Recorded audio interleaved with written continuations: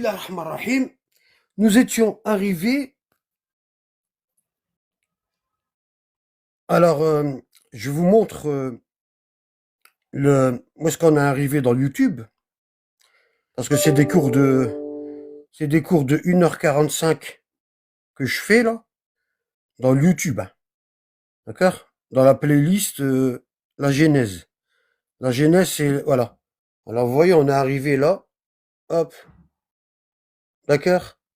La terre creuse. Nous sommes arrivés au hadith, nous sommes arrivés au cours numéro 9. Je sais pas pourquoi il n'est pas mis là. Hein? Pourquoi il n'est pas mis? Je suis arrivé au cours numéro 10. C'est pas 9. Il me dit vidéo supprimée. Bon, mais allez, des fois il y a des problèmes. Bon, hier on a vu, hier on a parlé un petit peu du dôme, ok? Bon, et de la chaise d'Allah et du trône, le kursi, l'arche et le kursi, d'accord? Bon, qu'est-ce que Alam Jabarut? Vous avez Alam al Malakut, vous avez Alam al Jabarut, d'accord? Alors, Alam al Malakut, c'est le royaume de la seigneurie. D'accord? Bon. Qu'est-ce que Alam al Jabarut? Alam al Jabarut est un domaine proposé dans la cosmologie islamique. Selon Suhrawardi, c'est le royaume le plus élevé et dénote le lieu de la présence divine. Je vous ai dit que Allah est sans endroit. D'accord? Le fait de mettre Allah dans un endroit, c'est restreindre sa puissance. Pourquoi? Ça voudrait dire que Allah est plus petit que l'endroit. Et c'est Allah qui a créé l'endroit. Donc le créateur, il peut pas être dans une créature. Ok? Bon. Donc Allah, on doit parler de lui sans makan, sans endroit, sans kaif, sans comment. D'accord? Sans ayn, ni où est-ce qu'il est. On peut pas. D'accord? Parce que tout ça, ça les résume à, à être comme les créatures. Ok? Bon. Le mot jabr dans la langue arabe, je l'ai expliqué hier. J'avais dit que Jibril, l'ange Gabriel, euh, euh, en arabe Jibril, dans le mot Gabriel, il y a le jabr. Et le jabr, c'est la force. Et il, c'est Allah. Donc l'ange Gabriel, c'est la force d'Allah. C'est pour ça qu'Allah, il dit dans le verset, Allamahu shadidul quwa. Celui qui a été doté de force lui a enseigné le Coran. Ok? Bon. Le mot jabr signifie la soumission par la contrainte. Euh, Celui qui domine toute chose et toutes les créatures lui sont soumises et obéissantes. Celui qui comble le besoin, guérit le brisé, enrichit le pauvre, aplanit les difficultés et rétablit le malade et l'affligé. Celui qui a le pouvoir de faire tout ça. C'est pour ça qu'on dit Allah al-Jabbar. Ok? Euh, Celui qui est le plus haut de toutes choses. Et aucune créature ne peut s'approcher de lui. D'accord? Le Malakout, c'est le monde de l'Moulk. Le Moulk, d'accord? Donc Malakout Samawati wal Ard, c'est le piédestal, le monde possédé, le monde dominé et régi par Allah. Et j'avais dit que les 7 cieux et les 7 terres, ils font partie de le Malakout. Nous, on est dans le trône. D'accord? Nous, on est dans le trône. La création de toutes les terres qu'Allah a créées. Toutes les terres qu'Allah a créées, ils sont dans le trône. Ici, on a surat al-An'am, les bestiaux. Allah subhanahu wa ta'ala, il dit dans le verset 75, وَكَذَلِكَ نُرِيَ إِبْرَاهِيمَ مَلَكُوتَ السَّمَاوَاتِ وَالْأَرْضِ وَلِيَكُونَ مِنَ الْمُوقِنِينَ. C'est ainsi que nous avons montré à Abraham, je vous ai dit que tout comme euh, le prophète Mohammed, sallallahu alayhi wa sallam, il était monté jusqu'au 7e ciel, jusqu'à Sidra al-Muntaha, le lotus de la limite. Et Allah lui a montré toutes ses créations, tous les mondes qu'il a créés. Hein. Et je vous ai dit que l'imam Ali alayhi salam, il a dit Allah, Inna Allah khalaqa alf Adam. D'accord? Wa alf alam, ka'alamina hada. Il a dit, Dieu, il a créé 1000 Adam. D'accord? Et 1000 mondes comme le nôtre. Et je vous ai expliqué je vous ai expliqué dans la langue arabe, lorsqu'on dit elf, ça veut dire la multitude. C'est pas laysa muhaddad. C'est pas c'est pas un nombre déterminé. D'accord? Pourquoi? Parce que je vous ai lu dans Surat Ar-Rahman, verset 55, Allah il dit Kulla yawm wa huwa fi sha'n. Chaque jour, Allah il crée quelque chose. Chaque jour, Allah il crée des nouveaux mondes. D'accord? Il en détruit et il en crée des nouveaux chaque jour. D'accord? Comme notre monde ici qui est voué à être détruit, et il y en aura un nouveau qui va être créé après qu'on va être jugé, Inch'Allah. D'accord? Bon. Et ici, tout comme le prophète Mohammed, il est monté au 7e ciel et Allah lui a montré toutes les créatures et toutes les créations, ah ben ici, Ibrahim aussi, dans la sourate Les Bestiaux, verset 75, Allah il dit, ainsi nous avons montré à Abraham le royaume des cieux et de la terre. Allah il lui a montré les 7 cieux et les 7 terres. D'accord? Et je vous ai dit que une terre, ici vous voyez, comme vous voyez ici dans le dessin, nous on est là. Vous voyez? Ici vous voyez, t'as le droit comme ça peut-être. Voilà. Ici vous voyez l'Amérique du Nord, l'Amérique du Sud, l'Australie, l'Afrique, l'Europe et l'Asie. Nous, on est confinés. Et tout autour, il y a de la glace. D'accord? Tout autour, il y a de la glace. Et au-delà de la glace, l'Antarctique, il y a encore d'autres terres. D'accord? Et ça, là, ce que vous voyez là, c'est qu'une seule terre. D'accord? C'est pas 7 terres. C'est qu'une seule. Il y en a encore autour. Et encore autour. Et encore autour. Et encore autour. D'accord?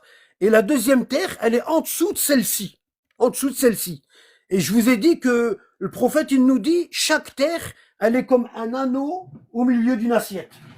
D'accord? Un anneau, c'est-à-dire, vous prenez une bague, voilà, prenez une bague, ah ben,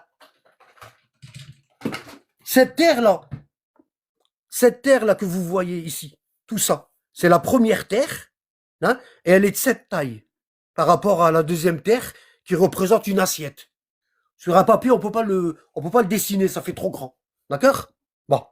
Et je vous ai dit que Allah subhanahu wa ta'ala, il dit Ya'ruju al-mala'ikati ilayhi, Ya'ruju ilayhi al-mala'ikati fi yawmin kana miqdaruhu 50,000 sana. Les anges montent vers Allah dans un jour qui dure 50 000 ans. Ok? 50,000 sana. Et je vous ai parlé de Wan-Najm as-Saqib dans le Coran. Il y a surat Najm, la sourate de l'étoile. Et Allah, il dit Wan-Najm as-Saqib par l'étoile noire. Hein. Et je vous ai expliqué. Je vous ai dit que les ciels, ils sont bâtis en dur. En dur, les ciels, ils sont comme des dômes bâtis en dur. Et il y a des portes. Et quand Allah il veut faire voyager les anges, les faire monter et les faire descendre, ah ben il y a une étoile qui s'éteint, d'accord? Hein, elle s'éteint, c'est-à-dire elle implose en elle-même. Ensuite, elle explose, ça donne une supernova. Et la supernova, ben ça donne naissance à ce qu'on appelle un trou de verre ou un trou noir. Et c'est par là que les anges y passent. Tout ça, je vous l'ai expliqué. Hein. Ce que je suis en train de vous faire là, c'est un rappel. Ok? Bon. Ici, on a le Surat al-Ma'arij. Ma'arij, le mot Mihraj, quand le prophète Mohammed il est monté au ciel, ça s'appelle le Mihraj. Mihraj, c'est ce qu'on appelle le voyage vertical, l'ascension, d'accord, vers les cieux, d'accord. Et Surat al-Ma'arij, ça veut dire, c'est la sourate des voies ascensionnelles. Je ne sais pas comment ils le traduisent ici, dans le Coran, ça m'intéresse d'aller voir. Donc c'est la sourate 70. Comment ils traduisent ça ici?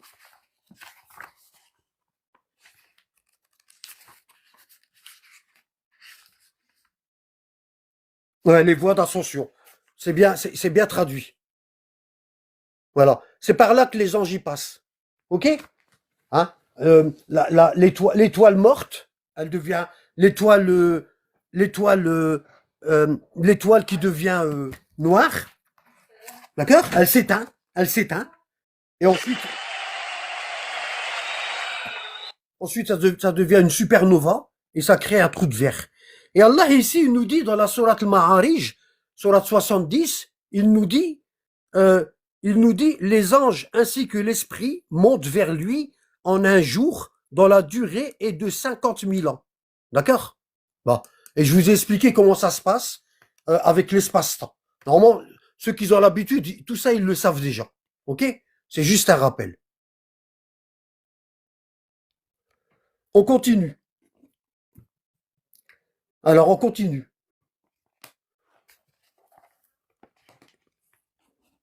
Donc ici, nous avons comment Allah il a fait monter Abraham et il lui a montré toute la création.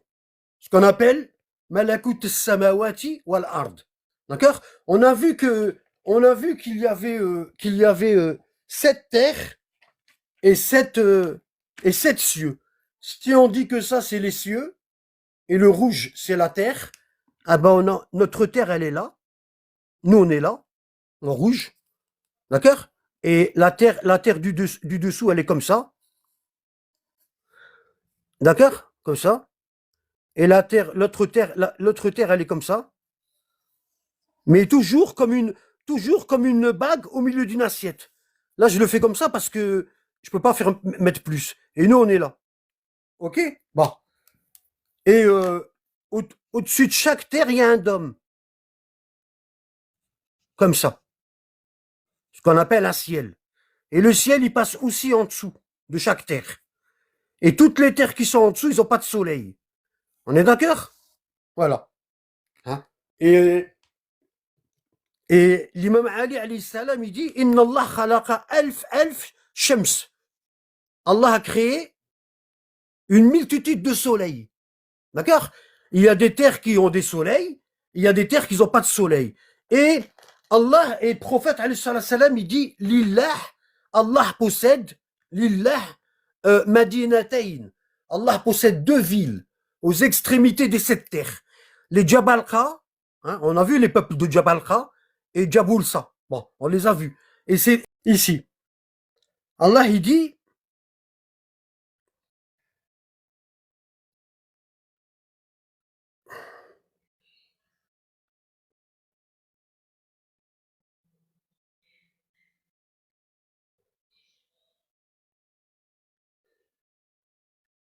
attendez, hein, Madadnaha.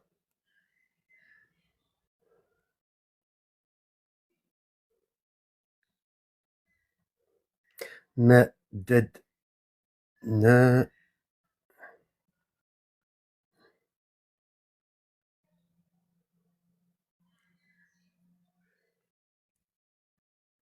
Alors, il nous dit ici, Allah, et quant à la terre, nous l'avons étalée. Vous voyez, elle n'est pas sphérique, hein. Regardez.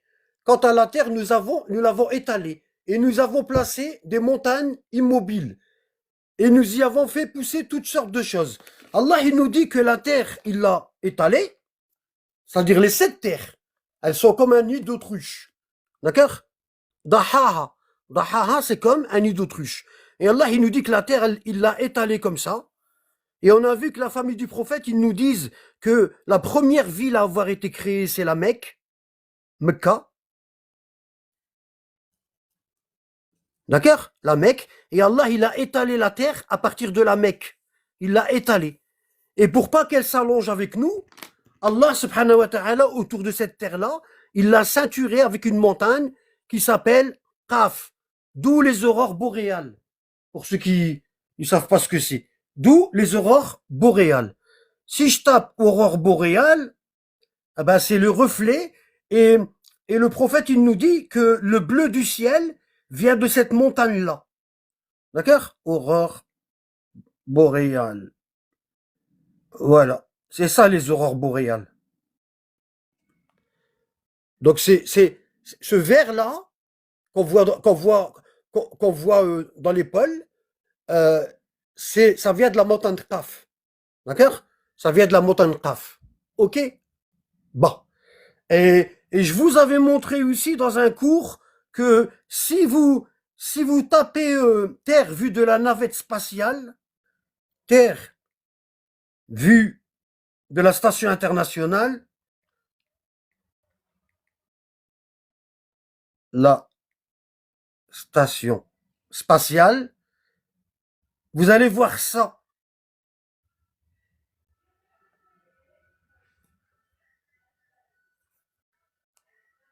Ça, c'est la montagne Qaf. Vous voyez?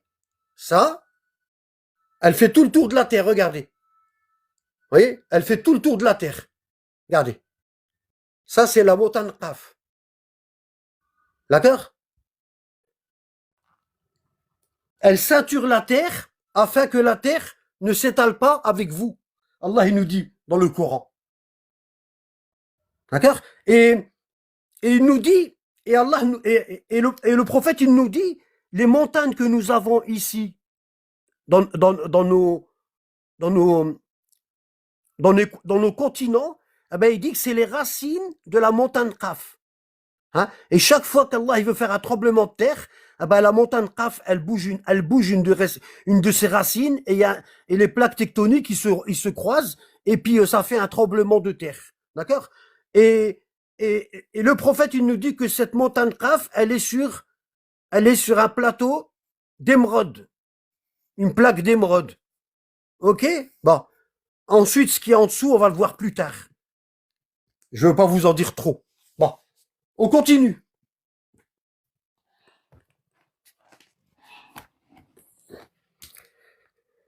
Alors, ici, Allah a montré à Abraham toute la création des cieux et de la terre, ainsi que toutes ces créatures représentant des milliards de mondes différents.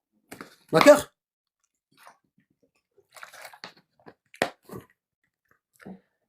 Alhamdulillah. Ici, on a la sourate l'Isra, lorsque le prophète est monté, c'est la sourate 17, lorsque le prophète est monté au 7e ciel, Allah subhanahu wa ta'ala, il nous dit, Bismillah ar-Rahman ar-Rahim, سبحان الذي أسرى بعبده ليلا من المسجد الحرام إلى المسجد الأقصى الذي باركنا حوله لنريه من آياتنا إنه هو السميع البصير. Tout comme le verset précédent, je vous ai montré que Abraham était monté aux 7 cieux et Allah lui a montré les malakoutes des cieux et de la terre, c'est-à-dire toutes les créations. D'accord? Et je vous avais dit que quand Abraham il était monté aux 7 cieux, et Allah lui a montré toutes les terres qu'il a créées, d'accord? Il voyait en détail tout ce qui se passait. Et il a vu un vieil homme en train de commettre l'adultère. Et Abraham, il a dit, cet homme-là est vieux, il commet un acte comme celui-ci. Il a fait une invocation contre cet homme-là et il est mort. Et Allah, il dit à Abraham, oh Abraham, cet homme-là, depuis que je l'ai créé, il fait des péchés. Et je ne l'ai pas puni. J'attends que son dernier jour, il vient. Et toi, tu n'as pas pu patienter. D'accord? Bon. Donc, et je vous ai dit que j'ai fait un cours aussi, qui est dans mon YouTube. Je vous avais dit que la mosquée El-Aqsa, c'est pas à Jérusalem. La mosquée El-Aqsa, je vous avais dit, c'est une mosquée qui est, vous avez la terre comme ça.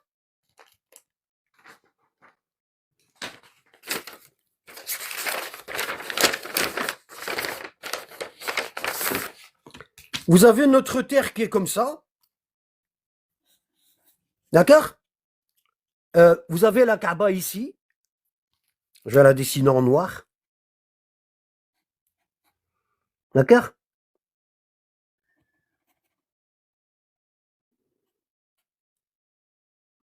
Qu'est-ce que je suis en train de faire, moi?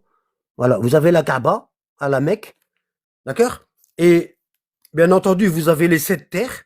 Chaque terre étant plus grande que l'autre, superposée. Chaque terre étant plus grande que l'autre, comme un anneau au-dessus d'une assiette. D'accord? Et on a tous les dômes, jusqu'au 7e ciel, ici. jusqu'au septième ciel.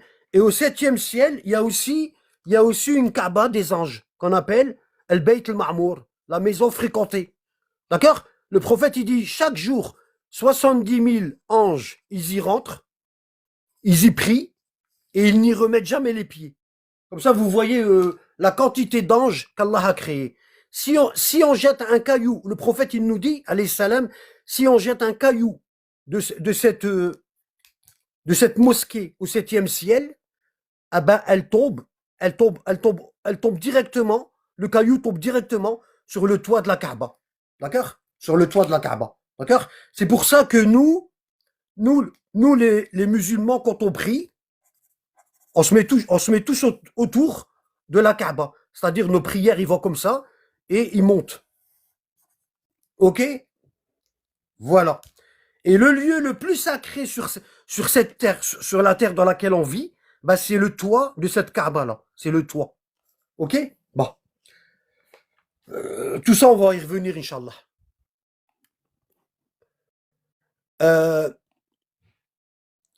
donc ici, Allah, il a fait monter le prophète euh, au septième ciel, ce qu'on appelle Sidra al-Muntaha, le lotus de la limite. Et après, on rentre dans le monde du Jabarut. Hein, le monde du Jabarut. C'est-à-dire de l'Qudra, de l'Qudra, c'est-à-dire le monde du pouvoir. D'accord? Même l'ange Gabriel, il peut pas y aller. Parce que le, le, le, le prophète Mohammed, il a dit, le, lorsque Jibril il est monté au septième ciel, euh, l'ange Gabriel, il dit au prophète Mohammed, c'est ainsi que nos voyages se séparent. D'accord? Et le prophète, il lui dit, tu viens pas avec moi? Et l'ange Gabriel, il lui dit, non, j'ai pas été convoqué. D'accord? Voilà. Et le prophète, il a avancé, et, et là, il y a eu tout un échange, hein. Et Allah, il a donné la prière au prophète. La salat, c'est c'est un rite qui a été, comment dire, euh, imposé dans les cieux, pas sur terre. D'accord? On continue. Alors on a, euh, ici, on a le livre de l'Amali de Cheikh Toussi, d'accord? Euh, qui est né en 385 de l'Hégire, c'est-à-dire 130 ans après l'imam al-Mahdi. D'accord? Cheikh Toussi, il est né 130 ans après l'imam al-Mahdi. Non, c'est pas 130 ans, hein. Qu'est-ce que je raconte?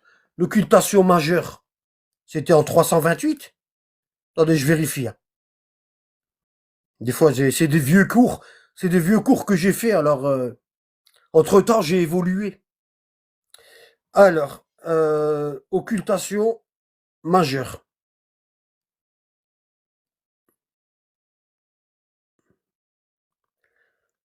S'il y en a, ils n'arrivent pas à suivre et tout, c'est pas de ma faute, hein. D'accord? Parce que tout a été fait dans les cours. Tout ce que je viens de dire, on en a parlé. J'ai ramené les livres, j'ai ramené les hadiths, et ça fait retarder ceux qui suivent. Bon, vous voyez, l'occultation majeure de l'imam al-Mahdi, elle était en 329. D'accord? Et c'est pas 130 ans ici. Est-ce qu'on peut rectifier? Alors, euh, il est né en 385, 329 moins 385. 380, 385 moins 329. 56 ans après la grande occultation du Mahdi. Je peux pas modifier, je crois. Ouais, parce que c'est pas moi qui l'a mis le cours. C'est mon frère qui l'a mis, donc moi je peux pas le modifier.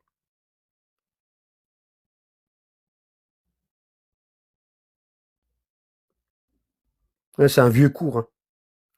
C'est un vieux cours, il date de quand? De quand il date ce cours-là? On sait pas. Bon. Donc ici, on a le livre Amali Litoussi, qui est né, je viens de vous le dire, 56 ans après la grande occultation de l'imam al-Mahdi. Ok? Bon. Ouais, ça, 27-3, 2023, vous voyez? 23-7, 2023. Alors, le hadith, il est là. Il est long. Et je vais vous le traduire. Comme à l'accoutumée. D'accord? Je laisse en arabe pour les captures d'écran pour ceux qui savent lire l'arabe. Ok? Ça, c'est la deuxième page. Alors ici, c'est la page 206, page 205, 206. Ok? Bon. Le hadith numéro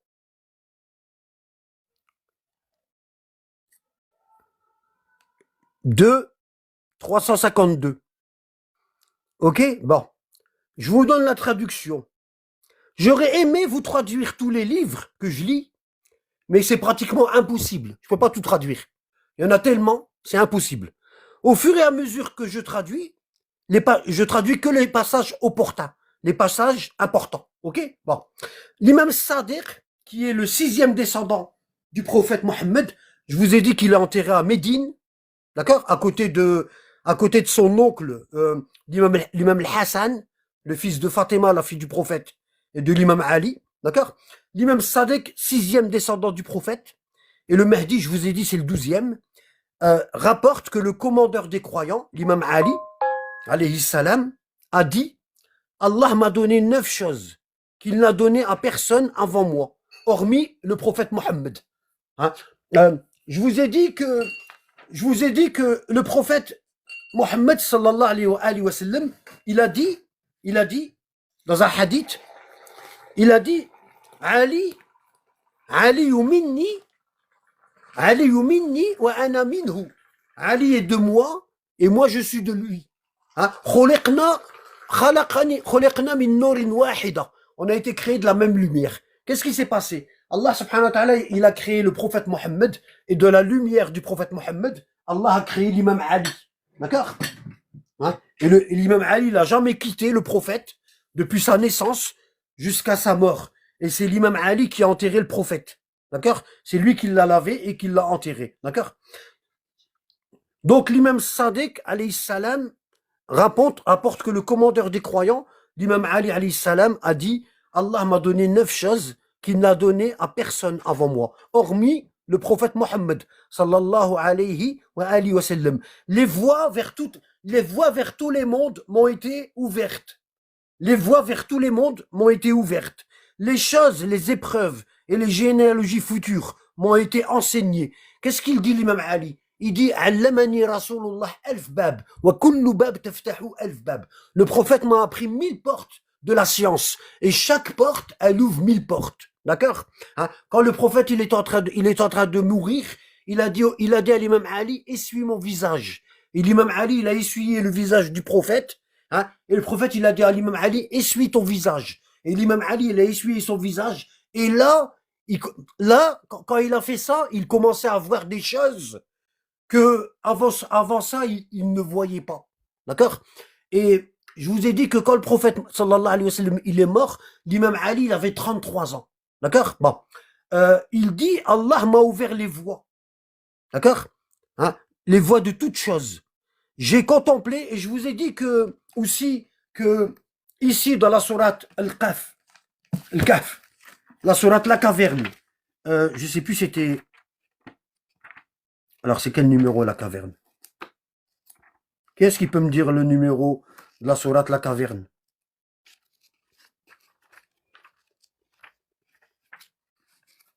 Ici. Bon, ça j'ai trouvé. Bon. Et je vous ai dit qu'il y a une délégation de rabbins. Ils sont venus visiter le prophète à Médine, et ils lui ont dit, ils étaient 70, et ils lui ont dit: on est venu te poser des questions pour voir si tu es vraiment le messager d'Allah. Et les réponses à ces questions, ils sont dans nos livres saints. Si tu réponds à ces questions-là, eh ben, on va attester que tu es le messager de Dieu. Et ils ont posé plein de questions au prophète, et pendant qu'ils posaient les questions, l'ange Gabriel, il était près du prophète, et le prophète y répondait.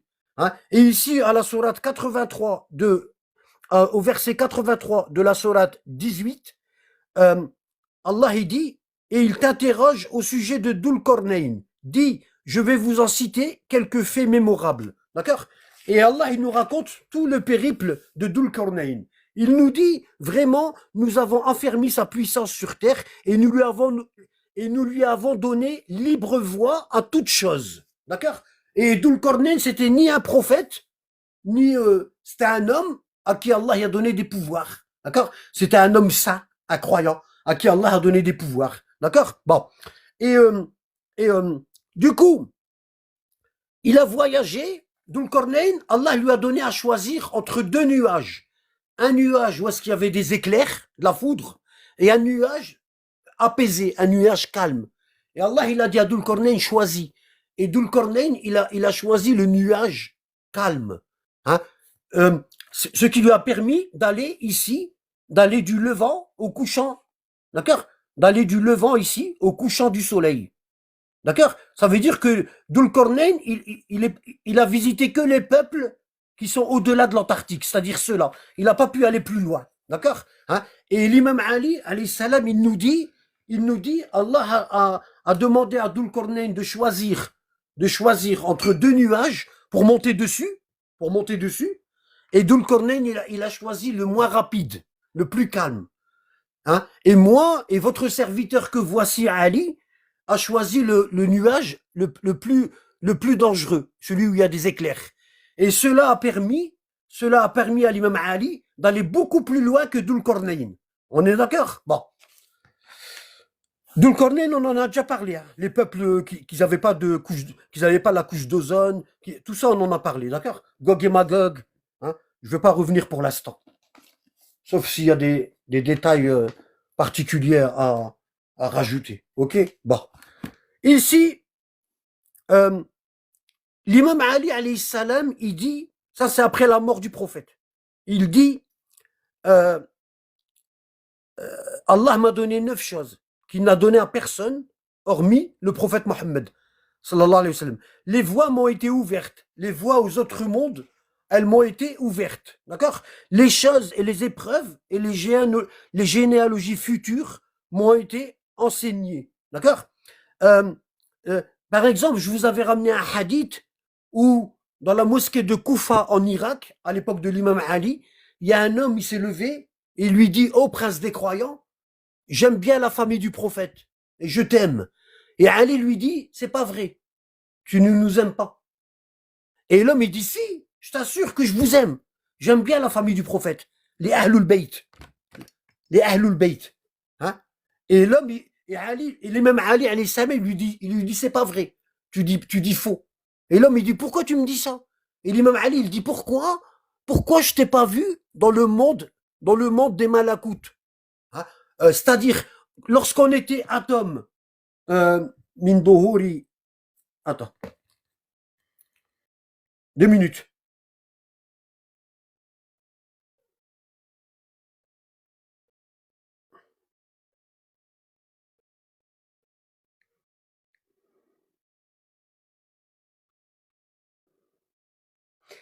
Euh,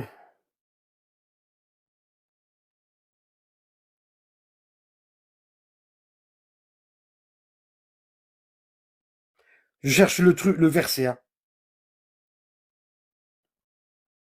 Ici. Ici, Allah, il nous dit,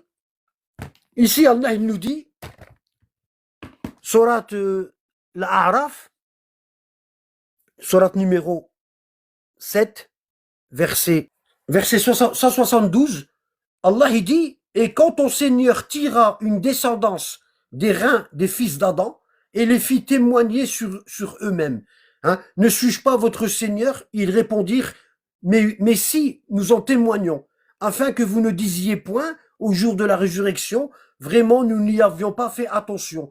Ah ben l'imam Ali dit à l'homme, pourquoi je t'ai pas vu ici, du côté des croyants?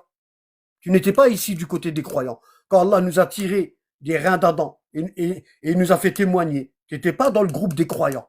Ça veut dire que quand, quand l'imam Ali, ici dans le hadith, il nous dit Allah m'a montré les généalogies futures. Hein? Allah lui a montré les généalogies futures et passées. Il connaît tous les croyants par leur nom et le nom de leur père. D'accord? Bon. Et l'éloquence m'a été accordée, d'où le livre, le célèbre livre Nahj al-Balagha, la voix de l'éloquence. Hein, parce que l'imam Ali, il avait une éloquence incroyable. Il a hérité, tout ça, il l'a hérité du prophète, Mohammed, sallallahu alayhi wa sallam. D'accord? Bon. Euh, j'ai contemplé les malakoutes, les 7 cieux et les 7 terres, avec la permission de mon Seigneur. Aucune chose créée avant moi, ni après moi, ne m'a été cachée. C'est avec ma wilaya, l'allégeance qu'Allah a complété la religion de cette communauté. D'accord? Et c'est vrai, ce verset-là. Ya ayyuhar rasoul, balligh ma unzila ilayka min rabbik, fa in lam taf'al, fama ballaghta risalatah, wallahu ya'simuka minan nas. Ô messager, transmets ce qui t'a été descendu de la part de ton Seigneur, car si tu ne le faisais pas, alors tu n'aurais pas transmis le message. Et Allah te protégera des gens. Allah est en train, et certes, Allah ne guide pas les gens mécréants. Bon. Et ils étaient à peu près 100 000 à cet endroit-là, 100 000 compagnons à cet endroit-là. D'ailleurs, c'est rapporté par, dans l'authentique de Muslim. Je vais vous le montrer. Pour pas que certains ils pensent que nous sommes en train de affabuler. Ok? D'accord? Dans les livres les plus authentiques chez les pseudo-sunnites, ce hadith-là est relaté par Zayd ibn al-Arqam, un des plus anciens compagnons du prophète. D'accord? Il nous dit, qu'est-ce qu'il nous dit Zayd ibn al-Arqam? Il nous dit ceci. On a l'authentique de Muslim, et Muslim, il nous dit ici, nous sommes allés visiter Zayd ibn al-Arqam, un des plus anciens compagnons du prophète, et ils lui ont demandé, ils lui ont dit, raconte-nous un hadith, parce qu'il était triste.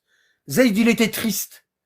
Et ceux qui sont partis le voir, ils lui ont dit, tu devrais être content. T'as vu le prophète, t'as prié derrière lui, t'as écouté ses hadiths, tu l'as touché. Pourquoi t'es triste? Tu devrais être content.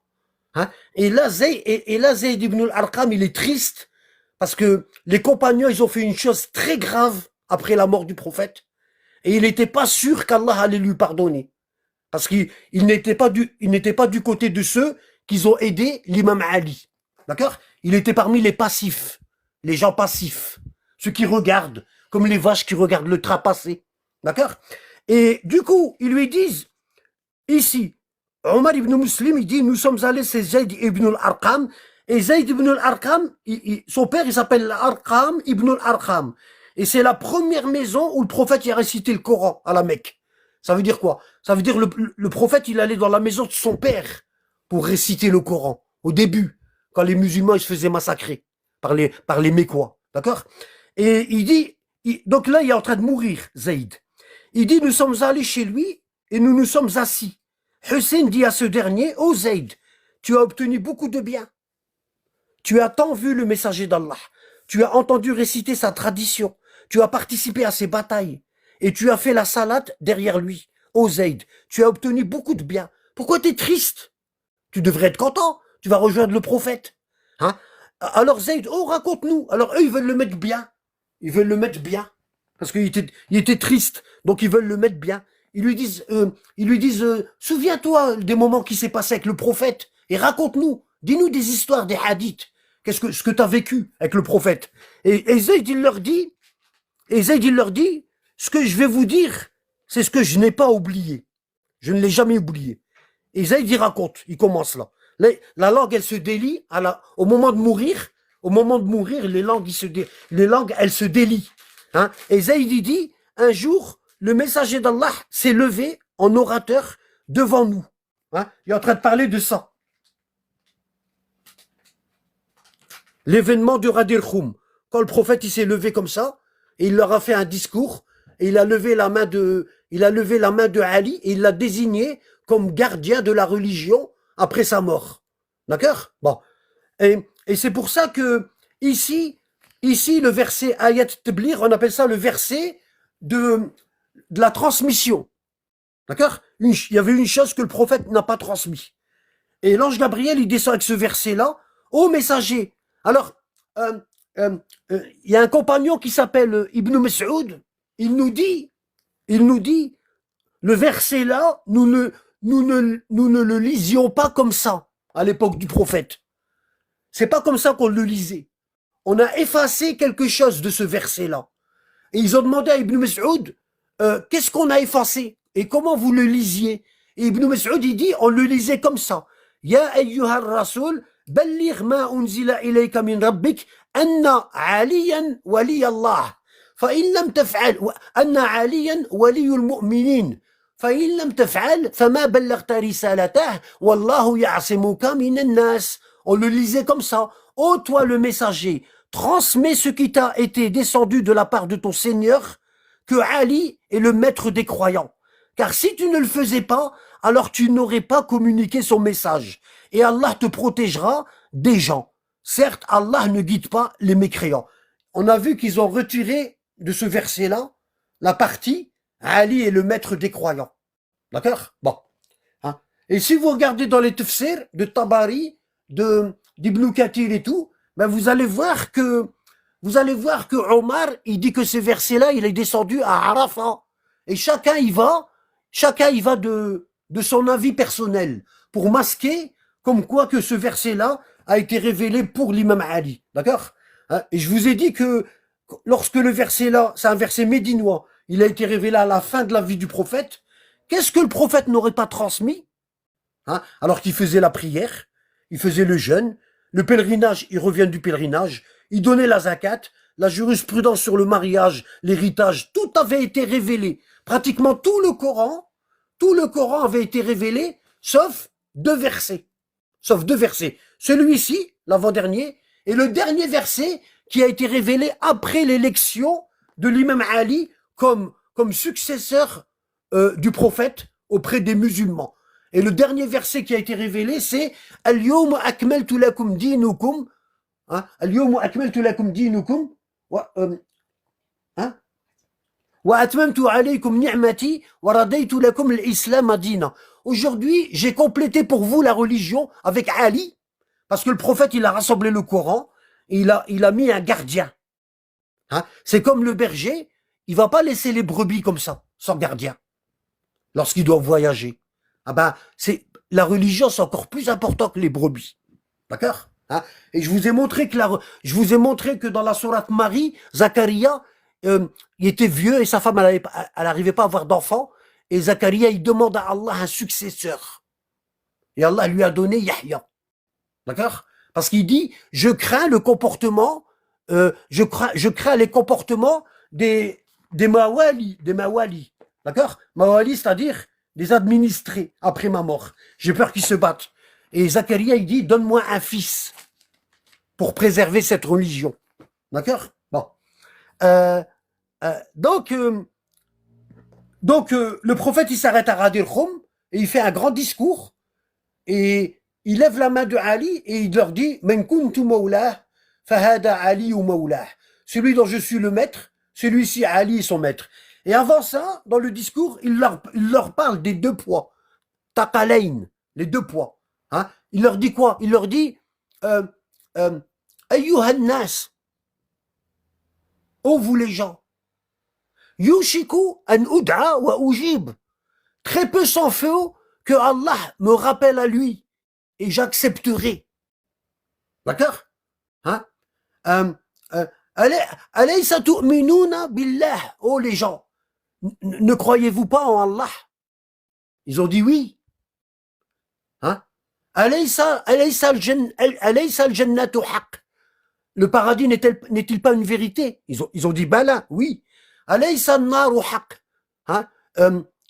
Ils ont dit oui. Alaysa Allah yab'athu man fil qubur. Allah ne va-t-il pas rassembler ceux qui sont dans les tombes? Ils ont dit oui. D'accord? Hein? Il leur dit fa inni tarikum fikum at-taqalayn. Je laisse parmi vous les deux poids. Kitab Allah, fihi an-nur wal huda, le livre d'Allah. Il y a la lumière dedans et la guidée. Et là, le prophète, il parle du Coran originel, pas le Coran qui a été amputé d'une grande partie, d'accord? Il parle du Coran originel, d'accord?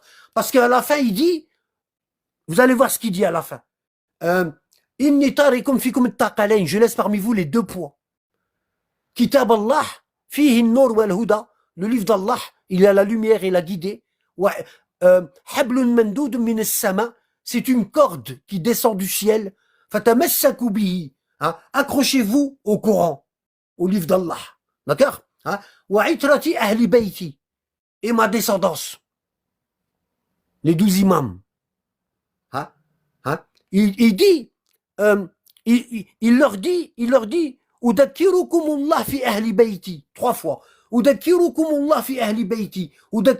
Je vous demande de bien vous comporter avec ma famille. Je vous demande de bien vous comporter avec ma famille. Je vous demande de bien vous comporter avec ma famille. Il l'a dit 3 fois. Et il a dit, Fandoro kayfa tukhlifuni fihim.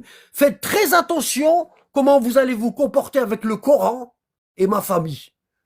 La famille, ils l'ont tué, et le Coran, ils l'ont amputé. Voilà. Et ici, on a le hadith de Zayd ibn al-Arqam. C'est un hadith authentique, d'accord, dans l'authentique de Muslim. C'est le deuxième livre le plus important après le Coran, chez 90% des musulmans. Donc c'est authentique. Et ici, Zayd, il est malheureux, et ils lui disent, raconte-nous une histoire. Pourquoi t'es comme ça? Et il commence à leur raconter. Et il leur dit, et Zayd de raconter. Un jour, le messager d'Allah s'est levé en orateur devant nous, au bord du ruisseau nommé Khoum. Radir Khoum, ici. Voyez?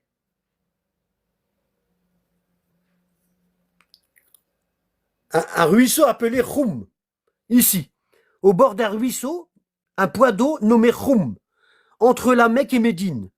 Alors, ayant profondément loué Allah, ayant exhorté et incité les gens à penser à Allah, il a ajouté, après le préambule nécessaire, aux gens.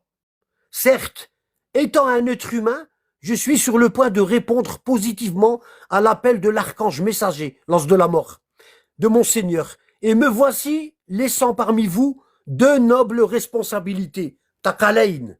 D'accord? Si vous tapez hadith Taqalayn ici, vous allez trouver ça. Voilà. Vous allez trouver ça. Hadith Taqalayn. Le hadith Taqalayn est un hadith célèbre, dit Mutawatir. Il a tellement été rapporté par des compagnons que c'est impossible que ce hadith-là, il soit faux. Du prophète Mohammed qui dit, je suis sur le point d'être rappelé et de répondre à l'appel de l'archange de mon Seigneur. Je vous laisse les 2 poids, le livre d'Allah et ma famille, les gens de ma maison. Voilà. Et ce hadith-là, il a été caché aux musulmans pendant plus de 1400 ans, il a été caché aux musulmans et on l'a remplacé par un hadith faux. Dans les savants, ils disent qu'il n'est même pas authentique. Je vous laisse le livre d'Allah et ma sunna. D'accord? Le livre d'Allah et ma sunna. Ils ont remplacé la famille du prophète par la sunna. Et ici, il dit, me voici, laissant parmi vous 2 nobles responsabilités très lourdes à assumer. Les taqalayn, les 2 poids. La première est celle liée au livre d'Allah, source du droit chemin et de lumière. Donc suivez le livre d'Allah. Et lui, le prophète, d'inciter à suivre le livre d'Allah. Et il a ajouté, la deuxième responsabilité est liée aux membres de ma famille. Je vous fais réfléchir à Allah en faveur des membres de ma famille. Je vous fais réfléchir à Allah en faveur des membres de ma famille. Je vous fais réfléchir à Allah en faveur des membres de ma famille. Udakkirukum Allah bi ahli bayti. Attention, vous les touchez et vous leur faites du mal. Ils ont tous été tués, sauf le 12e imam. Il a été occulté par Allah. D'accord? Bon. À ce moment-là, Al-Hussein demanda à Zayd, et qui sont les membres de sa famille? Qui sont les membres de la famille du prophète? Est-ce que ces femmes, Aïcha, Hafsa, Salama, Zineb ben Jahsh, As-Saouda, Habiba, est-ce que ces femmes sont des membres de sa famille? Et Zayd a répondu, ces femmes sont des membres de sa famille, mais les vrais membres de sa famille sont ceux qui ont été privés de prendre une partie de l'aumône après la mort du prophète. Et le Hussein, il dit à Zayd ibn al-Arqam, et qui sont-ils, ô Zayd? Et Zayd répond, ce sont les membres de la famille de Ali.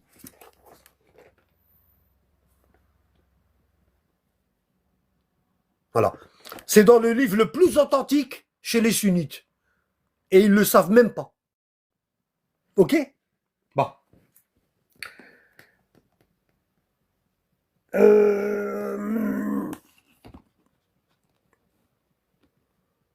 Voilà.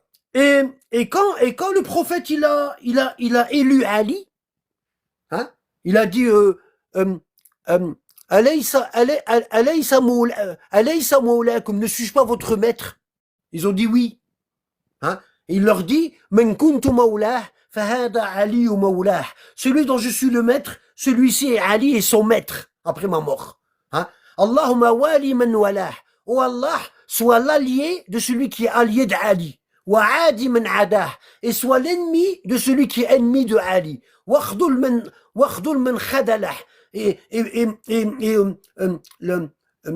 Comment dire Khdoul man khadalah. Comment je peux traduire ça? Wakhdul man khadalah. Avili, celui qui triche avec Ali. Wansur man nasarah. Rend victorieux celui qui rend victorieux Ali. D'accord? Bon. Et ici, il dit, et c'est là que le dernier verset du Coran, il a été révélé. اليوم أكملت لكم دينكم وأتممت عليكم نعمتي ورضيت لكم الإسلام دينا. Aujourd'hui, j'ai parachevé pour vous votre religion avec l'élection d'un gardien après ma mort, l'imam Ali, un témoin. D'accord?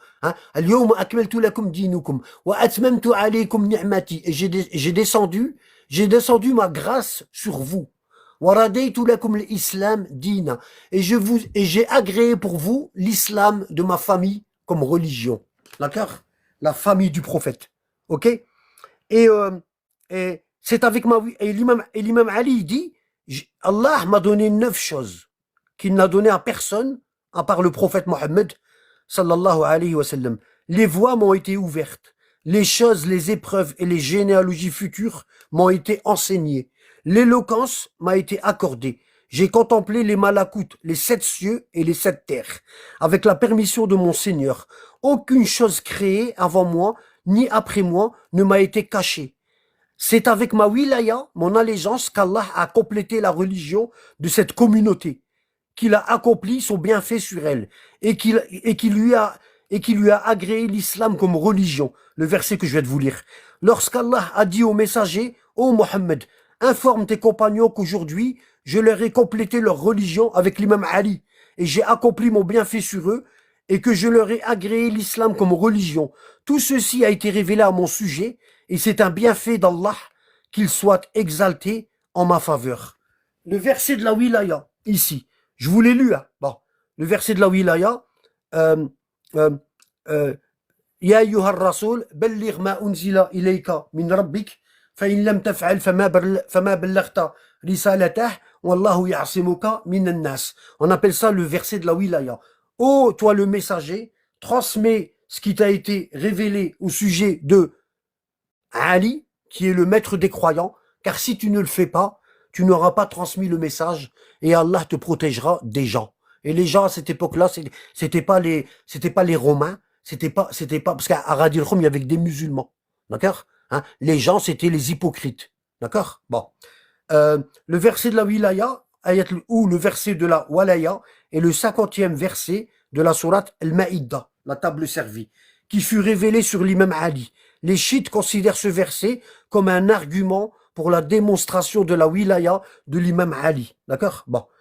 Le verset de la wilaya est le verset où le prophète Mohammed, après son retour du pèlerinage d'adieu, a désigné l'imam Ali comme étant son successeur dans un lieu entre la Mecque et Médine appelé Ghadir Khoum. D'accord? Et ici, on a un autre verset, hein, ici, qui dit Innama waliyukumullah wa rasuluhu walladina amanu alladina yuqimuna as-salat wa yu'tuna az-zakat wa hum raqi'un. Tous les commentateurs du Coran sunnites, ils disent que ce verset-là, il a été révélé pour l'imam Ali. Il est rentré, l'imam Ali, il est en train de prier dans la mosquée du prophète. Il y a un mendiant qui est rentré et il a demandé l'aumône. Et tous les compagnons qui étaient assis là, dans la mosquée, personne ne lui a donné. Et Ali, qui était incliné dans la prière, il a tendu la main au pauvre, et le pauvre, il a pris sa bague. Il a pris la bague en fer de Ali. D'accord? Il lui a donné sa bague durant la prière. C'est pour ça Allah il dit Innama waliyukumullah wa rasuluhu walladina amanu, et ceux qui ont cru, vous n'avez d'autres alliés qu'Allah, son messager, et ceux qui croient, et les croyants, hein, qui sont inclinés dans la prière, qui donnent la zakat tout en étant inclinés dans la prière. Et le seul qui a donné la zakat pendant la prière, alors qu'il était incliné, c'est l'imam Ali. D'accord? Dans ce verset, Allah dit aux compagnons qu'ils n'ont de maître qu'Allah, son messager, et les croyants qui donnent l'aumône tout en étant inclinés dans la prière. L'imam Ali avait donné sa bague à un mendiant entrant dans la mosquée pour faire l'aumône, pour demander l'aumône, et ne trouvant personne lui accordant un bien. Et l'imam Ali lui a donné sa bague, alors qu'il était dans la prière. Le verset de notification est le verset 67 de la sourate Al-Maïda. Et c'est l'un des derniers versets du Saint-Coran qui a été révélé au prophète, où Dieu Tout-Puissant lui a ordonné d'informer les gens d'une question importante, du jugement d'Allah.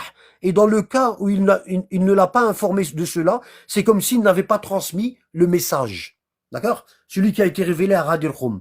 Ainsi que le verset de la transmission révélé à Ghadir Khoum, où Allah dit au prophète Mohammed que la religion ne sera pas complète tant qu'il ne désigne pas un successeur, un gardien contre la falsification de la religion avant de mourir. Et ce successeur, ce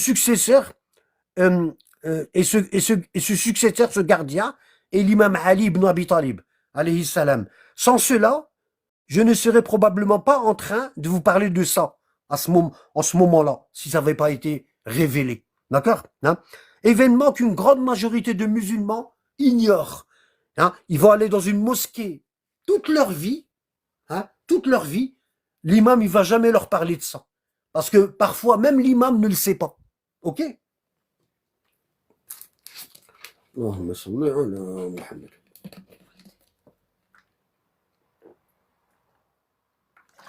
Alhamdulillah.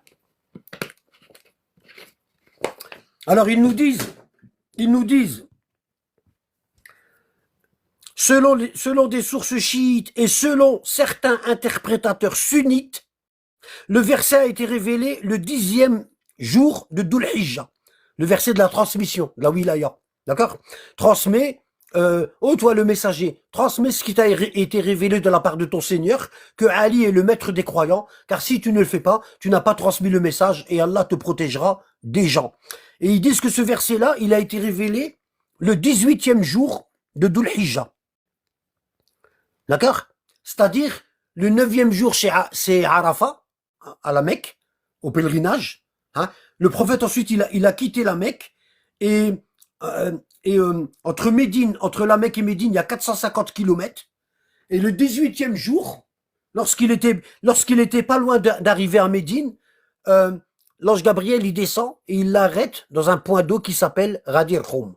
Et c'est là que le prophète, il a fait le fameux discours où il a désigné Ali comme successeur auprès des musulmans. D'accord? Bon. Selon les sources sunnites et selon certaines interprètes sunnites, le verset a été révélé le 10e. Vous voyez, même les grands savants sunnites, ils le disent. C'est pas que les chiites. Hein. Hada, faut le dégager à Aïd Shahid Baïja. On est en train de lire des livres, Ben Hammu. Tu le mets en mute. On est en train de lire des livres. Et il dit on ment. Ça veut dire le Sahih de Muslim, il ment. Wesh, comment on peut voir des cons comme ça? C'est grave. On est en train de lire leurs livres. Subhanallah. On est en train de lire leurs livres. Même ça, ils ne croient pas. Ils sont pas musulmans. Ils se disent sunnites. On dit, ça veut dire quoi sunnite? Ben, ça veut dire on suit la sunna du prophète. Quels sont les deux livres authentiques chez vous qui rapportent la sunna du prophète? C'est le Bukhari et Muslim. Bon, là je te ramène Muslim et tu dis on est en train de mentir. Wesh, ton cerveau il est où? C'est grave. Parasite. Selon des sources chiites et selon certains interprètes sunnites, le verset, ya subhanallah. Regarde. Regardez. Hein. Alors, regardez bien.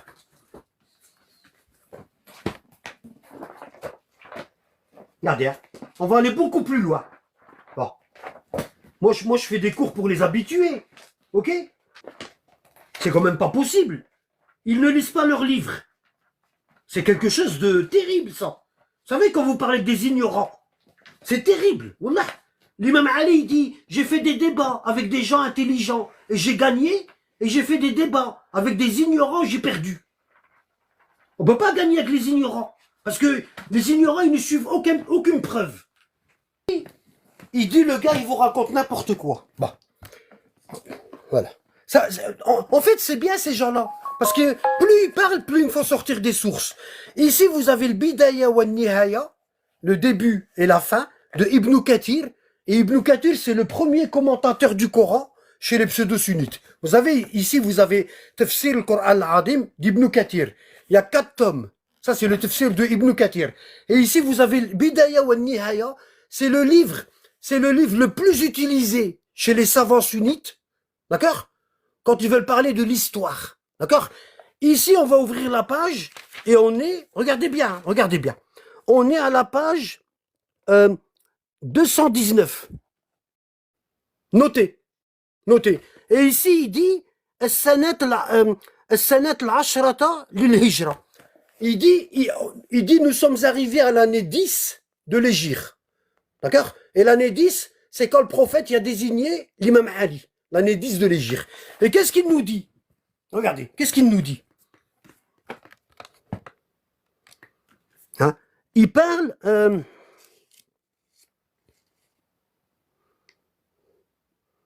voilà. Ici, il dit في إرادة الحديث الدال على أنه صلى الله عليه وسلم خطب من مكة بين مكة والمدينة. Vous voyez, le prophète a fait un discours entre la Mecque et Médine.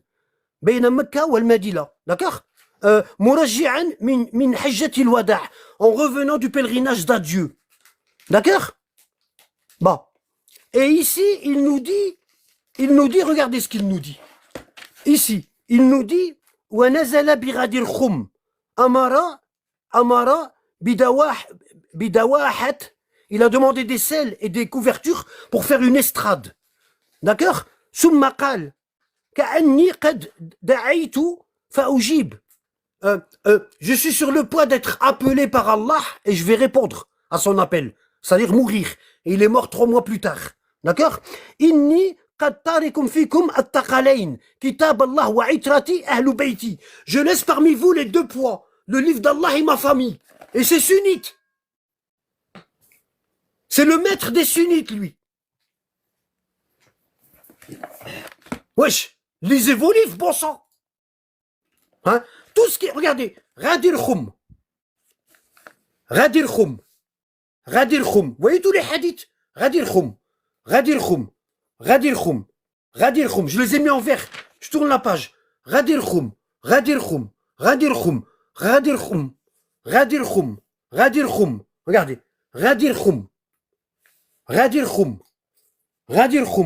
Vous voyez, il y en a partout. Regardez. Tout ça, c'est Radir Khoum. Hein? Ibn Kathir, il a fait 1, 2, 3, 4, 5, 6, 7 pages sur Radir Khoum. 7 pages. Hein? Voilà, ici. Vous voyez ici? Il dit, فقال أشهد الله من سمع رسول الله صلى الله عليه وسلم يقول يوم غدير خم من كنت مولاه فعلي مولاه. Celui dont je suis le maître, Ali est son maître. D'accord? Ok?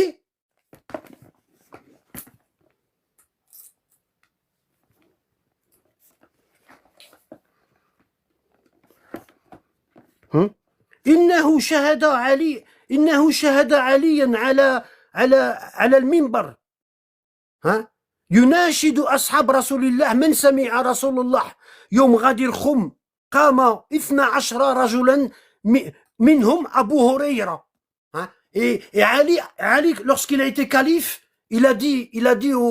lorsqu'il a été calife, 4e calife, il a dit aux musulmans, il a dit aux compagnons, qui d'entre vous a entendu le prophète dire à Radir Khoum, celui dont je suis le maître, Ali est son maître. Et il y a 13 compagnons qui se sont Ithnata Ashra. D'accord? 12 compagnons qui se sont levés. Et ils ont dit, on était là et on l'a entendu. Et parmi ces compagnons-là, il y avait Abu Huraira, Abu Sa'id al-Khudri, Anas ibn Malik. فشاهدوا أنهم سمعوا رسول الله صلى الله عليه وسلم يقول من كنت مولاه فعلي مولاه اللهم والي من والاه وعادي من عاده. Wesh, qu'est-ce que vous voulez de plus, Ben Ammi? Hein? Bidaya wa Nihaya d'Ibn Kathir. Ces deux villes, elles sont aux extrémités des 7 terres. D'accord? Aux extrémités des 7 terres. Ok? Donc ici, vous avez le peuple de Jaboulsa, et ici, vous avez le peuple de Jabalqa. D'accord? Et ces peuples-là, ils n'ont pas de soleil. Ils s'éclairent avec la montagne d'Émeraude. D'accord? Derrière ces peuples-là, il y a une montagne qu'on appelle Jabal Qaf. Elle est tout autour de la terre. D'accord? Hein? Inna lillahi jabalan Qaf min Zamroud. La montagne, elle est d'émeraude. C'est une montagne d'émeraude. D'accord? Et les dômes, ils sont posés sur cette montagne. Les dômes, le toit divin, le toit, les 7 cieux, ils sont posés sur cette montagne-là. D'accord? Et le prophète sallallahu alayhi wa sallam, il nous dit Lillahi jabal muhit bid-dunya. Allah possède une montagne d'émeraude qui encercle la terre afin qu'elle ne s'allonge pas. D'accord? C'est pour ça Allah il dit Wal ardu madadnaha. La terre, on l'a fait comme une table. Madadna, ça vient de Maïda. Et le Maïda, c'est une table ronde. D'accord? Et je vous ai dit que la troisième sourate du Coran, qui s'appelle sourate al-Maïda, c'est-à-dire la table servie, et une Maïda, elle doit être obligatoirement ronde et remplie de nourriture. D'accord? C'est pour ça qu'Allah il dit que notre terre à nous, elle est comme le Maïda. Ça veut dire nous on est posé sur cette table-là. Et Jabal Qaf, la montagne d'Émeraude, elle ceinture la terre pour pas que cette terre-là elle s'allonge. Ok, jusqu'ici. Bon, tout ça on va en reparler Inch'Allah. D'accord. Bon. Alors, cette histoire est rapportée dans les sources chiites et sunnites. Et je vous l'ai montré. Je vous ai montré dans l'authentique de Muslim et je vous l'ai montré dans le Bidaya wa Nihaya d'Ibn Kathir. Et c'est sunnite. Ok? Bon.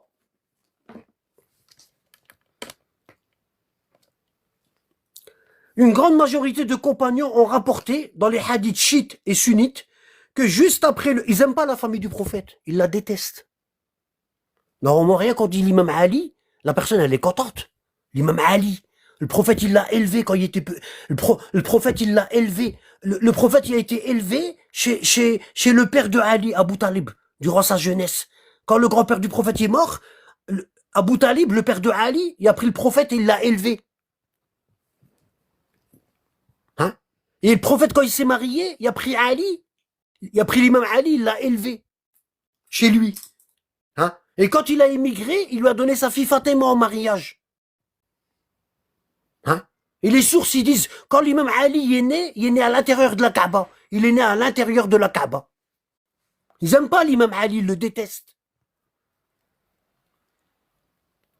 Une grande majorité de compagnons ont rapporté dans les hadiths chiites et sunnites que juste après le 9e jour du pèlerinage à la Mecque, à Arafat, sur le retour, le 18e jour du même mois, l'ange Gabriel est descendu avec ce verset alors que le prophète venait d'arriver dans la région de Ghadir Khoum, entre la Mecque et Médine. C'est là qu'il a désigné l'imam Ali comme successeur et tous les compagnons lui ont fait allégeance.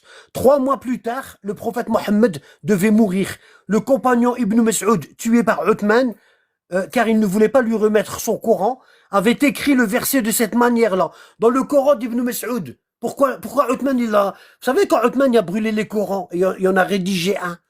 Pourquoi il a brûlé le Coran d'Ibn Mas'ud? Parce que c'était écrit ça. Ya ayyuha ar-rasul, balligh ma unzila ilayka min rabbik anna aliyan waliyul mu'minun. فإن لم تفعل فما بلغت رسالته والله يعصمك من الناس. Dans le Coran d'Ibn Mas'ud, c'est écrit comme ça. Et c'est rapporté par Ibn Mardawai. C'est rapporté dans le tafsir de Ibn Mardawai. Ok? Bon. Hein?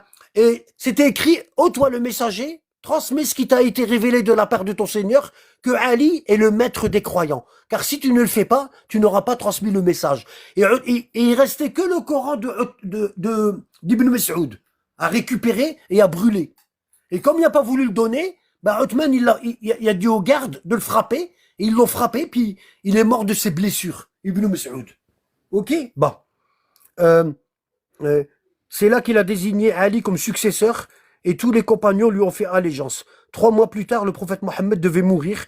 Le compagnon Ibn Mas'ud, tué par Uthman ibn Affan, car il ne voulait pas lui remettre son Coran, avait écrit le verset de cette manière dans son Coran. Ô messager, transmets ce qui t'a été descendu de la part de ton Seigneur, que Ali est le maître des croyants. Car si tu ne le faisais pas, tu n'aurais pas communiqué son message. Et Allah te protégera des gens. Certes, Allah ne guide pas les gens mécréants. Vous voyez, il les a appelés mécréants. Ceux qui ont fait le coup d'État. Allah, il les a appelés mécréants dans le verset. D'accord? Ici, il y a l'événement de Ghadir Khoum. L'événement de Ghadir Khoum ou l'événement de Ghadir Khoum est un événement islamique survenu quelques mois avant le décès du prophète Mohammed, dans un endroit nommé Ghadir Khoum, au cours duquel ce dernier proclama son cousin et gendre, Ali ibn Abi Talib, comme Maoula, comme maître des musulmans. Cet événement est commémoré lors de l'Aïd al-Ghadir. Et ça, c'est une fête chez la famille du prophète. C'est une fête, c'est l'Aïd. Et les musulmans sunnites, ils ne le commémorent pas. Les musulmans pseudo-sunnites, ils ne fêtent pas ce Aïd-là. Pourquoi? Parce que Omar, il a dit, l'islam Aïdain. Dans l'islam, il y a 2 Aïd. Le grand Aïd, Aïd al-Adha et Aïd al-Fitr. Voilà. Hein? D'accord? Il a empêché les gens de fêter ça.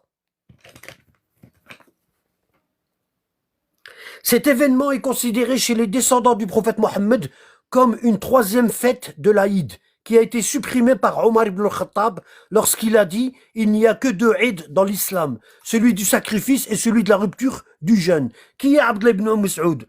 Abdullah ibn Mas'ud, c'est un grand compagnon du prophète. D'accord? C'est un des premiers à être rentré dans l'islam. Il était le 5e sur la liste, à la Mecque, à devenir musulman. D'accord? Bon. Connu sous le nom de Ibn Mas'ud, d'accord? Bon, était l'un des compagnons du prophète, un transmetteur de hadith il connaissait le Coran par cœur, d'accord?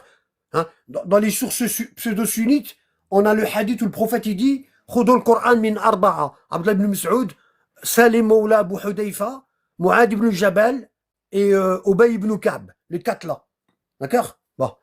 Abdullah ibn Mas'ud, compagnon du prophète, narrateur de hadith et exégète du Coran. Abdullah ibn Mas'ud frappé à mort car il a refusé de remettre sa version du Coran au 3e calife Uthman afin qu'il la brûle. D'accord? Bon. Ici on a le Tout-Puissant dit, ô messager, délivre ce qui t'a été révélé de la part de ton Seigneur, et si tu ne le fais pas, alors tu n'as pas transmis son message, Dieu te protégera du peuple. Et ensuite, alors Dieu Tout-Puissant ordonna à son prophète d'informer les musulmans de l'ordre divin émis pour installer Ali ibn Abi Talib, imam des musulmans et son calife. La preuve, il y a une preuve concrète que tous les musulmans connaissent. Pourquoi on dit l'imam Ali, l'imam al-Hassan, l'imam al-Hussein, et on ne dit pas l'imam Abu Bakr, l'imam Omar, l'imam Uthman, parce qu'ils n'étaient pas imams, tout simplement. D'accord?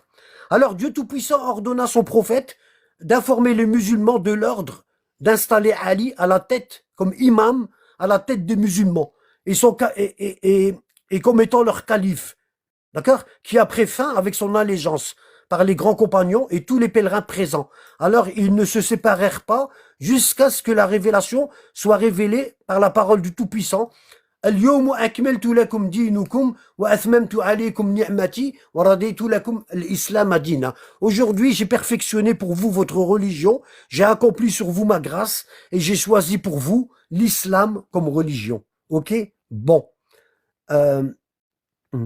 C'est à la suite du verset 67 de la sourate numéro 5 que le dernier verset 3 de cette même sourate a été révélé. Verset qui a clos la révélation coranique et qui a été volontairement ajouté par les 3 premiers califes à la fin d'un autre verset. Regardez où est-ce que Omar il a mis. Regardez où est-ce que Omar et Othman, ils ont mis ils ont mis ce verset-là, alors qu'il n'est pas là. Hein. Ça, c'est un verset tout seul. Ils l'ont collé à un autre verset pour dire qu'il va avec. Regardez, je vais vous montrer. C'est risible. Il est là, le verset, regardez. Ici, soi-disant, verset 3, Allah dit, vous sont interdites la bête trouvée morte, le sang, la chair de porc, ce sur quoi on a invoqué un autre nom que celui d'Allah, la bête étouffée, la bête assommée ou morte d'une chute, ou morte d'un coup de corne, et celle qu'une bête féroce a dévorée, sauf celle que vous égorgez avant qu'elle ne soit morte.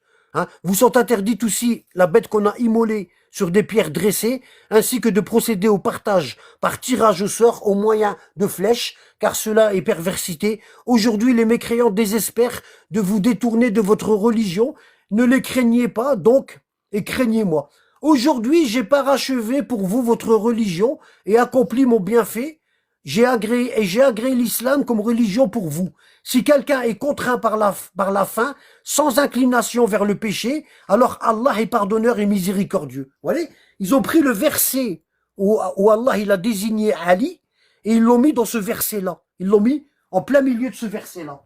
Alors, qu'est-ce qu'ils ont fait? Normalement, ici, il n'y a pas ça. Ici, il n'y a pas ça. Regardez. Hop, ça, c'est pas là. D'accord? Voilà, ça, c'est pas là. Vous voyez? Ça a été mis là volontairement pour brouiller les pistes. Ok? Bon. Une personne avisée et clairvoyante se poserait cette question. Pourquoi c'est seulement au bout de 23 années de révélation qu'Allah dicte aux compagnons ce qu'ils ont le droit de manger? Parce que on nous dit, même le verset, il le dit. Aujourd'hui, j'ai parachevé pour vous votre religion. Tous les musulmans sunnites, tous les savants sunnites, ils disent que ce verset-là est le dernier verset révélé. Le dernier. Bon. Pourquoi Allah va mettre ce verset-là dans la viande? Hein? C'est seulement à la fin de l'islam, lorsque le prophète y allait bientôt mourir et que le Coran il était complet, qu'Allah dit aux musulmans ce qu'ils doivent manger. Pourquoi il l'a pas dit avant? Ça veut dire le porc, il a été interdit à la fin de l'islam. Ça veut dire les musulmans, ils mangeaient du porc, hein? Ils mangeaient de la bête qui n'est pas égorgée, ils mangeaient de la bête qui a été sacrifiée pour des autres divinités, hein? Et avant de mourir, le dernier verset du Coran, il est révélé, et Allah il dit aux musulmans, ne mangez pas de porc, aujourd'hui j'ai complété pour vous votre religion en vous interdisant le porc. Hein? Est-ce que vous y croyez ça? Hein? Est-ce qu'Allah nous a complété la religion en nous interdisant le porc, hein, juste avant la mort du prophète? Hein?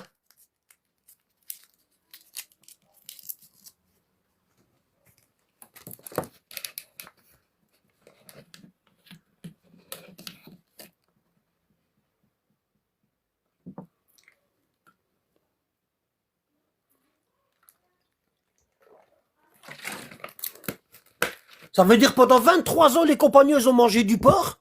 Hein? 23 ans, ils ont mangé du porc, puis ils faisaient la prière, puis ils faisaient le ramadan, puis le soir au Maghreb, ils faisaient des plats cuits avec du porc. Hein? Et avant de mourir, le dernier verset qui a été révélé, Allah il dit aux musulmans, j'ai complété pour vous votre religion, ne mangez pas de porc. Hein? Allah. Hein? Ils ont pris un gamin de 21 ans pour écrire le Coran, mesquine. Un gamin. Parce qu'il était manipulable. Hein? Il a pris le verset là, puis il l'a mis au milieu de ça. Où est-ce que je vais le mettre? Hop, il l'a mis là. Hein? Il aurait pu le mettre ailleurs. Mais Allah, il fait bien les choses. Allah, il fait bien les choses. Oui. Du lardon avec le brawat, là. T'as vu les trucs là? Comment on appelle ça? Les feuilles de briques. Hein? Du lardon dans les feuilles de briques. Leicester. J'ai complété pour vous votre religion, ne mangez pas de porc. Dernier verset révélé du Coran. C'est-à-dire, au bout de 23 ans, Allah y a interdit le porc. Ça veut dire pendant 23 ans, ils ont mangé du porc, et là, il leur dit, non, mangez pas de porc, attention.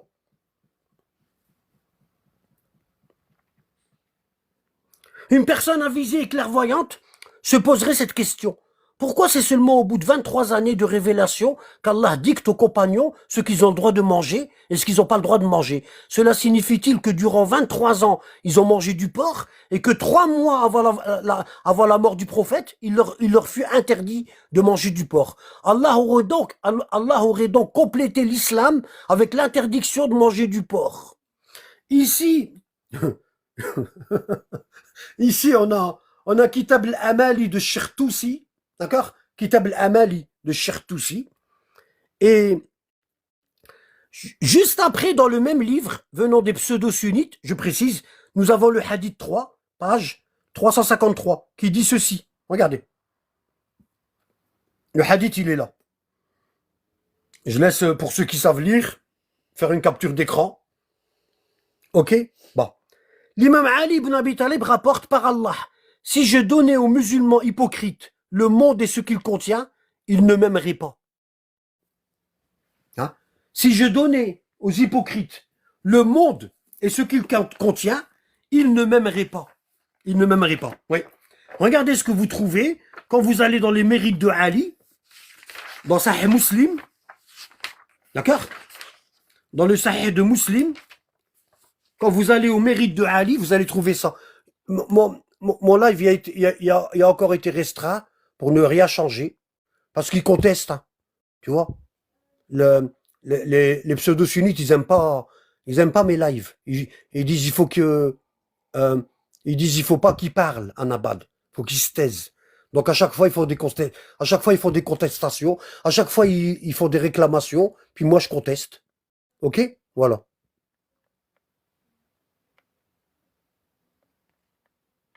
J'ai encore une fois contesté.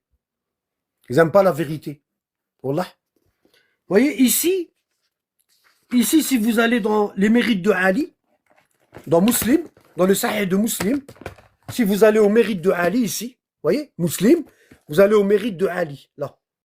Hein? Regardez ce qu'il dit, regardez ce que le compagnon Muawiyah, il dit à Saad ibn Abi Waqqas, un autre compagnon. Muawiyah ibn Abi Sufyan a demandé d'un ton impératif, d'un ton méchant, à Saad ibn Abi Waqqas, pourquoi as-tu refusé d'insulter Ali?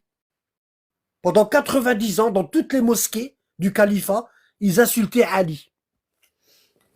Pourquoi? Parce que les Omeyyades, ils détestaient l'imam Ali. Pourquoi? Parce que à la bataille de Badr et à la bataille de Uhud, l'imam Ali, il a tué des personnes importantes, très importantes, chez les Omeyyades. D'accord? Notamment le père, le frère et l'oncle de Hind.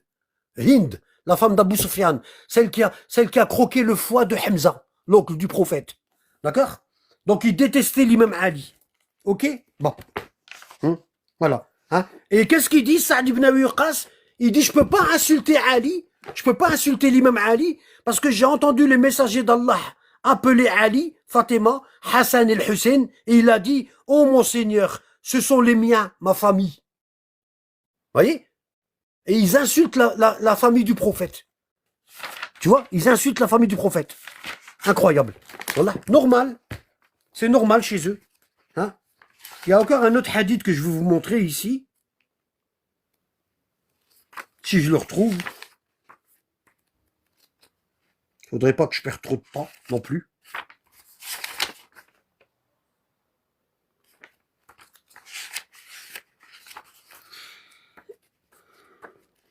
Hein? Où les Ansar ils disent, Kunna na'rifu al-munafiq bi bughdihi li Ali.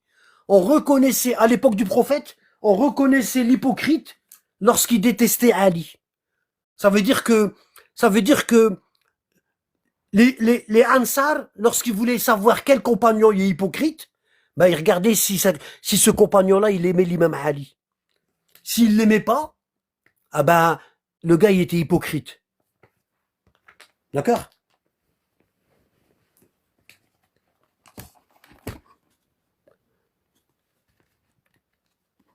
Alors, ici, qu'est-ce qu'il dit qu'est-ce qu'il dit ici le hadith?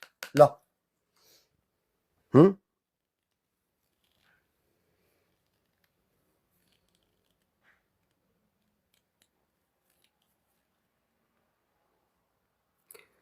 L'imam Ali alayhi salam rapporte par Allah, si je donnais aux musulmans hypocrites le monde entier et ce qu'il contient comme richesse, ils ne m'aimeraient pas.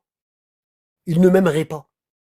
Et si je frappais le nez, le visage du croyant d'un coup d'épée, il m'aimerait toujours. Vous vous rendez pas compte? Hein? Le prophète, il a dit « Hubbu Ali min al-iman ». Aimer Ali fait partie de la foi. Hein? Ceci car le messager d'Allah m'a dit « Oh Ali, ne t'aime que... » Et le prophète, il a dit à l'imam Ali « Ya Ali, la yuhibbuka illa mu'mina wa la yubriduka illa munafiq ». Vous allez trouver ce hadith authentique dans le Mustadrak al-Sahihin de l'Hakim Neshabouri. Et c'est sunnite. Bon, ici on a un autre hadith, ici. Voilà, ici là. Le début. Et la fin du hadith, elle est là. Ok? Bon. Et on a... j'ai oublié la traduction du hadith juste avant. Bon, je la mets ici. Saïd al-A'raj rapporte qu'il est entré avec Suleiman ibn Khalid chez l'imam Sadiq, alayhi salam, 6e descendant du prophète Mohammed. D'accord? Et l'imam Sadiq, il lui a dit, ô Suleiman, tout hadith qui provient du commandeur des croyants, Ali ibn Abi Talib, doit être accepté. Hein? Tous les hadiths qui viennent de Ali, ils doivent être acceptés. D'accord? Et tout ce qu'il a interdit doit être délaissé. Ok? Il a reçu certains mérites que le messager d'Allah et les autres messagers ont reçus. Allah les a élevés au-dessus de toutes ces créatures. Celui qui s'oppose, critique le commandeur des croyants, Ali ibn Abi Talib, sur quoi que ce soit, est comme celui qui a critiqué Allah et son messager. Pourquoi? Parce que le prophète Mohammed sallallahu alayhi wa sallam, dans toutes les sources, il dit « Ali minni wa ana minhu. Mada turiduna min Ali. » Qu'est-ce que vous voulez de Ali? Ali est de moi, hein, et moi je suis de lui. Ok? Bon. Saïd ibn al-A'raj rapporte qu'il est entré chez Suleiman ibn Khalid. Ils sont rentrés chez l'imam Sadiq. Et l'imam Sadiq, il lui a dit, ô Suleiman, tout hadith qui provient du commandeur des croyants, Ali ibn Abi Talib alayhi salam, doit être accepté. Et tout ce qu'il a interdit doit être délaissé. Il a reçu certains mérites que le messager d'Allah et les autres prophètes ont reçus. Allah les a élevés au-dessus de toutes ces créatures. Celui qui s'oppose, critique le commandeur des croyants, Ali ibn Abi Talib, sur quoi que ce soit, est comme celui qui a critiqué Allah et son messager. Celui qui argumente en opposition à Ali, dans les grandes comme dans les petites affaires, est comme celui qui commet l'association à Allah. Tu te rends pas compte? Hein? Le commandeur des croyants, Ali ibn Abi Talib, était la seule porte d'Allah par laquelle on accède à Allah. La seule porte. Hein? Qu'est-ce qu'il dit le prophète sallallahu alayhi wa sallam? Et ça, c'est dans le Mustadrak al-Sahihin. C'est authentique. Il dit, Ana madinat al-ilm, wa Ali babuha. Min yuridu al-ilm, fa yu'ti min babihi. Ça veut dire quoi? Le prophète, il dit, je suis la cité de la science. Et Ali est la porte. Celui qui veut la science, il passe par l'imam Ali. D'accord? Si vous tapez ici, Ana madinat al-ilm, wa Ali babuha, vous allez avoir ça. Alors. Hop. Alors. Ana madinat al-ilm. Wa Ali babuha. Si vous tapez le célèbre hadith du prophète, je suis la cité de la science et Ali en est la porte, ben vous allez tomber sur une photographie comme ça. D'accord? Vous allez tomber sur une photographie comme ça. Et vous allez voir le prophète Mohammed ici. D'accord? Et vous allez voir le palais, c'est des livres. Ici, le palais, c'est des livres. D'accord? Hein? Et ici, vous avez, juste en dessous du prophète, vous avez l'imam Ali. Hein? Et le prophète, il dit, je suis la cité de la science et Ali est la porte. Et ici, on voit tous les partisans des Ahlul Bayt qui viennent en bateau et l'imam Ali, il les accueille. Et ici, on voit les pseudo-sunnites qui détestent Ali, ils essayent de passer à côté, mais ils se noient dans l'eau. Vous voyez? Ils se noient dans l'eau. Parce qu'ils détestent Ali. Hein? Ça veut dire quoi? Ça veut dire qu'un pseudo-sunnite qui déteste Ali, ben, il n'accepte pas il accepte pas les hadiths authentiques du prophète. Même si tu lui ramènes des hadiths authentiques, hein, où le prophète il dit que l'imam Ali, c'est son successeur, eh ben, il les acceptera pas. Pourquoi? Parce qu'il déteste l'imam Ali. Hein? Le prophète il dit Hubbu Ali min al-iman wa bughduhu hein, min al-nifaq. Aimer Ali fait partie de la foi. Et détester Ali fait partie de l'hypocrisie. Et ces gens-là, ils détestent Ali. Ils préfèrent Omar.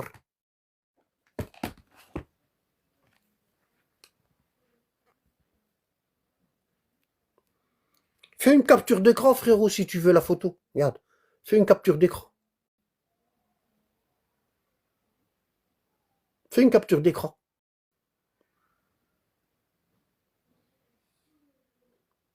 Alors, voyez, regardez ça.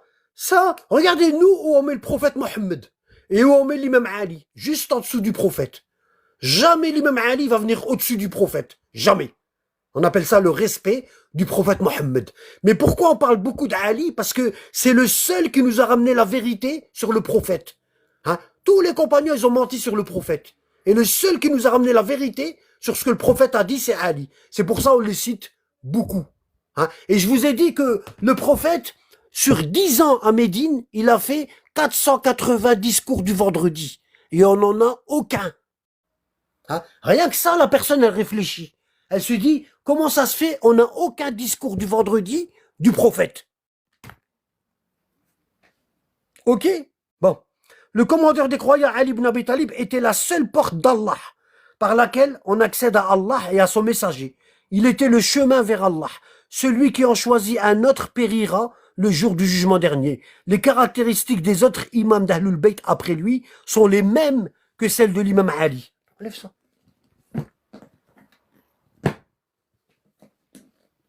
Voilà, t'as vu? Je dois enlever. Hop. Voilà. Le commandeur des croyants Ali ibn Abi Talib, bon, ça je l'ai dit, les caractéristiques des autres imams d'Ahlul Bayt, après lui, sont les mêmes que celles de l'imam Ali. Allah a fait d'eux les piliers de la terre, sous at-tara. Hein? Allah il dit, wa ma tahta at-tara. Je vais vous montrer ici. Ici, Allah il dit, voilà,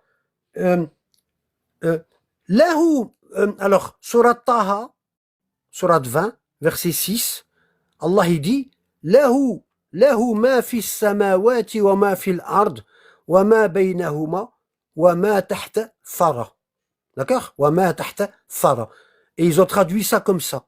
À Allah appartient ce qui est dans les cieux, sur la terre, et ce qui est entre eux, entre les cieux et la terre, et ce qui est sous le sol humide. Bon, Thara, c'est pas le sol humide, hein. On va en parler après. Je le dis pas maintenant, ok? Bon. En fait, ce Wama tahta Thara, ça veut dire ce qui est sous la terre. On va voir après ce qu'il y a sous la terre, ok? Bon. Euh, euh, le commandeur des croyants, l'imam Ali, alayhi salam, disait « Je suis celui par lequel Allah départagera ceux qui iront au paradis et ceux qui iront en enfer. Je suis le Farouq, celui qui sépare le vrai du faux. Je suis le compagnon possesseur du bâton de Moïse. Je suis celui qui a reçu l'attribut de Amir al-Mu'minin, le prince des croyants. La majorité des anges m'ont reconnu les mêmes droits qu'ils ont reconnus au prophète Mohammed sallallahu alayhi wa sallam. J'ai porté ce que le prophète Mohammed a porté et qui nous vient d'Allah. Le jour du jugement dernier, le prophète Mohammed appellera et il sera vêtu, On lui demandera de parler et il parlera. Et il parlera. Et ferai ensuite la même chose que lui. Je ferai la même chose que lui. Lorsque le prophète il va recevoir l'iwa al-hamd, le drapeau qu'on appelle l'iwa al-hamd, le prophète il va appeler l'imam Ali, il va lui remettre le drapeau de ceux qui rentrent au paradis. D'accord? Qu'on appelle l'iwa al-hamd, la bannière de la louange. Ok? Je ferai ensuite la même chose que le prophète Mohammed. J'ai reçu des attributs que personne n'a reçus avant moi. On m'a enseigné les épreuves futures, ainsi que leurs solutions. Et j'ai aussi reçu l'éloquence de la parole. D'accord? Bon. Plusieurs points sont à relever, plusieurs points sont à relever dans ce hadith-là. D'accord? Hadith Madinatul Ilm. Ici, on a le fameux hadith qui s'appelle la cité de la science. D'accord? Hein? Et ici, on a le prophète sallallahu alayhi wa sallam qui dit Ana Madinatul Ilm wa Ali babuha. Je suis la cité de la science et Ali est la porte. Faman arada al-ilm. فَلْيَأْتِهِ بِبَابِهِ min babihi. Celui qui veut la science, qu'il passe par la porte. Mais la porte, c'est Ali. Et 99% des musulmans, bah, ils aiment pas Ali. Voilà. C'est pas qu'ils l'aiment pas. C'est qu'ils disent que Abu Bakr il est meilleur que lui, Omar il est meilleur que lui, Uthman il est meilleur que lui, et que Ali a déconné, et que Fatima, et que ceci, et que la famille du prophète et tout. Donc, on prend pas les hadiths de la famille du prophète. Voilà. Ok? Hein? La seule preuve qu'ils aiment pas la famille du prophète, c'est qu'ils prennent pas leurs hadiths. Ok? Bon.